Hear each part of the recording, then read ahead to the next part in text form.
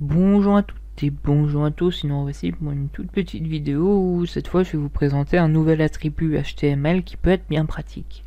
Ici, comme vous pouvez le voir, j'ai fait un formulaire avec un input dedans. Ici ça me crée un champ texte et si je mets le focus dessus, alors j'ai l'autocomplétion. Ça peut être très bien dans certains cas, mais il est possible également qu'on souhaite ne pas avoir cette autocomplétion.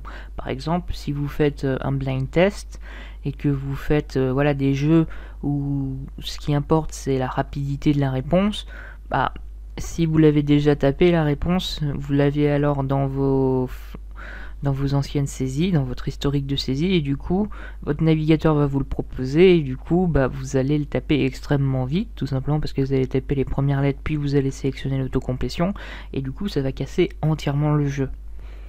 Et jusqu'à maintenant en fait il n'y avait aucun moyen de parer ça.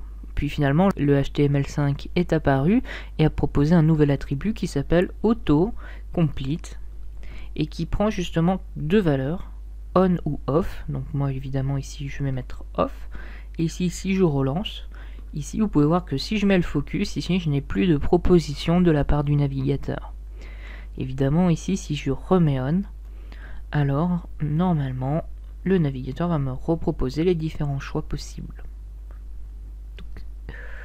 Voilà, c'est une vidéo extrêmement courte, mais qui quand même peut être utile si jamais vous ne savez pas comment faire pour justement enlever cette autocomplétion qui vous embête. Bah voilà, sachez qu'en HTML5 on y a pensé, et que du coup maintenant les balises input ont désormais un attribut qui s'appelle autocomplete qu'on peut mettre à off et qui du coup annule cette autocomplétion automatique des navigateurs. Donc je vous dis à une prochaine fois pour une prochaine vidéo.